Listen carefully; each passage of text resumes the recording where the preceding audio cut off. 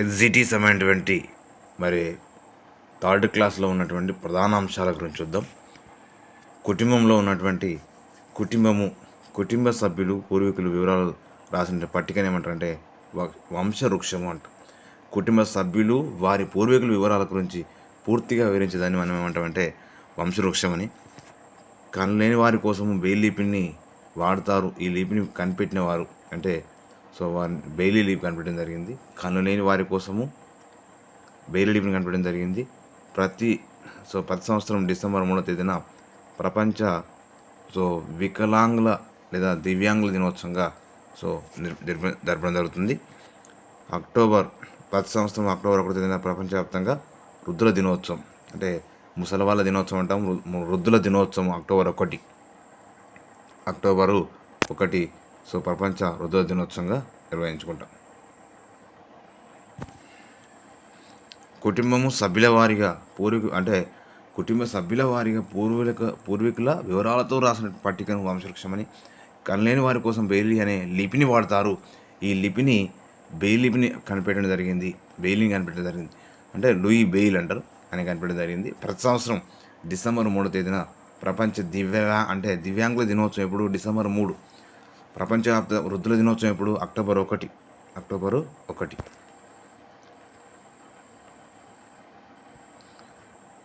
ఆదాయం కోసం నైపుణ్యంతో చేసే పనులు వృత్తులు అంటాము.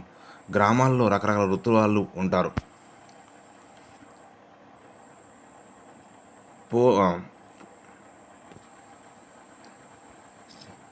పోలో ఆటలో ఆటగాళ్ళు గుర్రాలపై సారి చేస్తూ బంతిని మల్లెట్ అనే కర్రతో కొడుతూ ఆడతారు. పోలో ఆటలో ఆటగాళ్ళు దేనిపైన సారి చేస్తారు? గుర్రాలపైన సారి చేస్తారు. గుర్రాలపైన సారి చేసి మల్లెట్ అనేటువంటి కర్రతోని వీళ్ళు ఏ కర్రతో అంటే మల్లెట్ అనే కర్రతోని వాళ్ళు దాన్ని కొట్టడం జరుగుతుంది. మల్లెట్ అనే కర్రతోని నవంబర్ 14 బాలల దినోత్సవం జరుపుకుంటాం. కబడ్డీ ఆటను చెడుగుడు అంతం అంటాం. నెక్స్ట్ జంతువులు వాటి నివాసాల గురించి. కొన్ని పక్షులు గుడ్లు పెట్టే పిల్లలు పొదగడం కోసము ఆహారం కోసము ఒక ప్రాంతం నుంచి మరో ప్రాంతానికి వెళ్తాయి. అలాగే కొన్ని పక్షులు వేసవి కాలంలోనూ చలికాలంలోనూ అక్కడి వాతావరణం తట్టుకోలేక ఇతర ప్రాంతాలకు వలసపోతాయి. ఇలాంటి పక్షులను వలస పక్షులు అంటాం.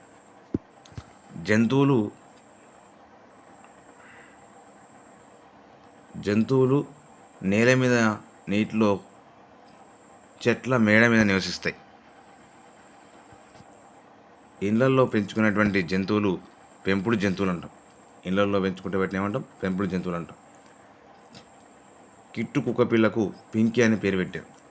కిట్టు యొక్క మనం ఉన్నటువంటి కిట్టు కుక్క పిల్లకు పింకీ అని. తూనిగలు బూగలు తూనిగలు అంటే బూగలు అన్నట్టు గాలిలో ఎగురుతూ అందంగాను కనిపిస్తాయి. దోమలు నిల్వ ఉన్నటువంటి నీటిలో పెరుగుతాయి. మన పరిసరాల్లో నీరు నిల్వ ఉండకుండా చూసుకోవాలి. నిల్వ నీటిలో కిరోసిన్ లేదా మాలతిన్ అనే మందులను చల్లితే దోమలు చనిపోతుంది. అంటే నిల్వ ఉన్న నీటిలోని మనం ఏమి చల్లాలి? కిరోసిన్ చల్లాలి లేదా మాలతిన్ అనేటువంటి మందులను చల్లడం వల్ల కొంతవరకు దోమల నివారణ చేయొచ్చు. దోమలు కుట్టకుండా మస్కిటో కాయిల్స్ వాడతాం. ఇవి ఆరోగ్యానికి హానికరం. దోమలు కుట్టకుండా దోమతెరలు వాడడం చాలా మంచిది.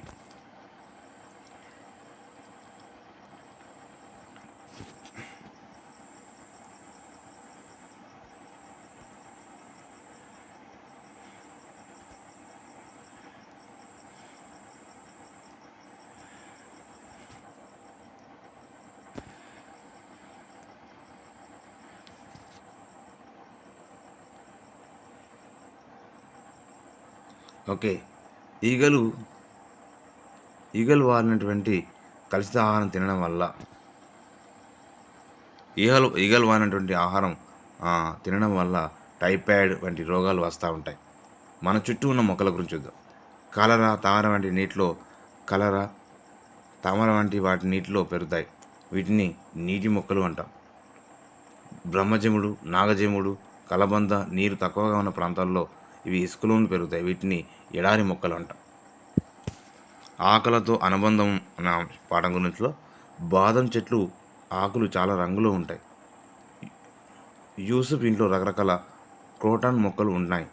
సాధారణంగా ఆకులు నునుపు అంచులతోని మరికొన్ని రంగులు మరికొన్ని రంపపు అంచుతో ఉన్నాయి. మనం ఏమేమి తింటాం?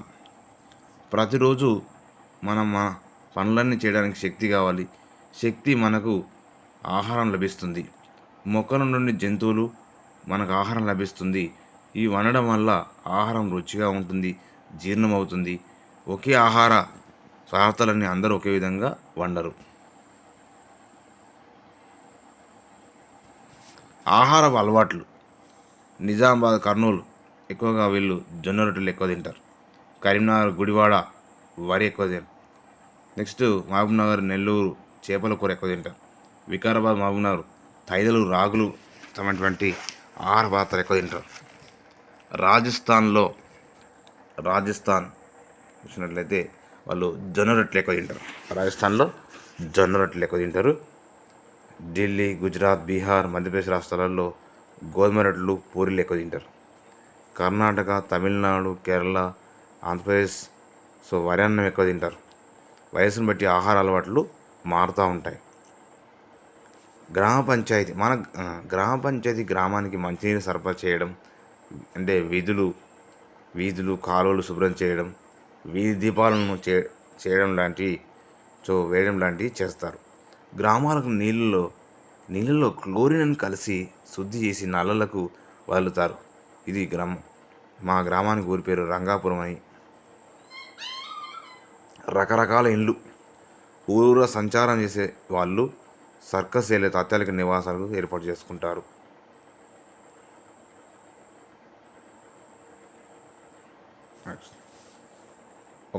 ఒక అపార్ట్మెంట్ నుంచి 10 నుంచి 30 కుటుంబాల వరకు నివాసం ఉండడానికి ప్లాట్లు అంటారు. దాని ఏమంటే ప్లాట్లు అంటారు. 30 ప్లాట్లు ఉన్నాయంటే 30 కుటుంబాలు నివసిస్తున్నట్టు. పెద్ద పెద్ద నగరాలలో 100 వరకు ప్లాట్లు, అపార్ట్మెంట్ ఉన్నాయి. ఇంటిపైన ఉన్నటువంటి భాగాన్ని ఇంటి పైకప్పు అంటారు. కలపతో కట్టినటువంటి ఇండ్లు భూకంపాలు వచ్చే ప్రాంతాల్లో ఉంటాయి. ఎక్కువగా కలపతో కంటే భూకంపాలు వచ్చే ప్రాంతాల్లో అంటే కర్రతోని ఇల్లు కట్టుకోవడం జరుగుతుంది. కాశ్మీర్, కేరళ రాష్ట్రాల్లో మనకు ఇలాంటి కలపతో కట్టిన ఇండ్లు కనిపిస్తూ ఉంటాయి. మంచు ప్రాంతాలలో ఇగ్లూలతో ఇండ్లు ఉంటాయి. వీటిని మంచుతో ఇల్లు నిర్మిస్తారు.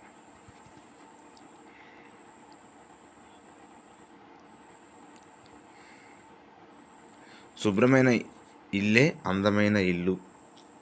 ఇంటిని శుభ్రంగా ఉంచుకోవడం, ఇంట్లో వస్తువులను చక్కగా సర్దుకోవడం వల్ల ఇల్లు అందంగా ఉంటుంది. ఇంటిని శుభ్రంగా ఉంచడానికి ఇంట్లో చెత్త చెదారం వంటివి చెత్త కుండీలో వేయాలి. ఇంట్లో వస్తువులు చిందరవందరగా పడేస్తే ఇల్లు అపరిశుభ్రంగా ఉండడమే కాకుండా మనకు అసౌకర్యంగా కూడా ఉంటుంది. మన ఇంటిని శుభ్రంగా ఉంచుకోవడానికి అవసరమైనటువంటి పనుల్లో సహాయం చేయాలి. మట్టితో చేసిన మాణిక్యాల గురించి చూద్దాం. కొయ్య బొమ్మలు అనగా నిర్మల్, కొండపల్లి, ఏటికొప్పాక ప్రసిద్ధి. వినాయకుని ప్రతిమను మట్టితో లేదా ప్లాస్టర్ ఆఫ్ ప్యారిస్తో తయారు చేస్తారు. తెలంగాణ రాష్ట్రంలో ఆదిలాబాద్ జిల్లా తయారయ్యేటువంటి రంజన్లకు ప్రసిద్ధి.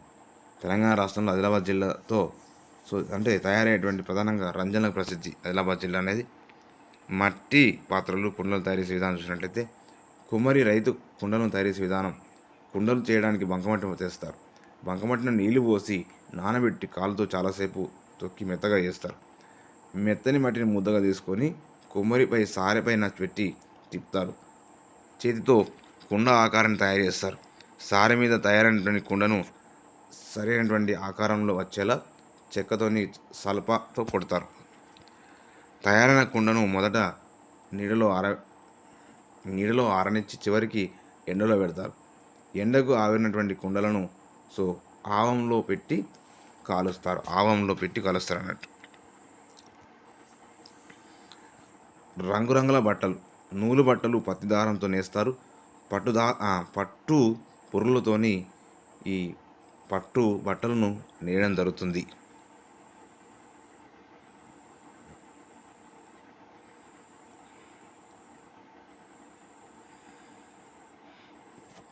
దుస్తులు మనకు ప్రాథమిక అవసరాలు. పిల్లలు, పెద్దలు, ఆడవాళ్ళు, మగవాళ్ళు రకరకాల దుస్తులు ధరిస్తారు. కొంతమంది రెడీమేడ్ బట్టలు కొనుక్కుంటారు. మరికొంతమంది వివిధ రకాల బట్టలు కొనుక్కుంటారు. సంప్రదాయాలను బట్టి పండుగలు, పెళ్ళిళ్ళు, సందర్భాలు ప్రత్యేక దుస్తులు ధరిస్తారు.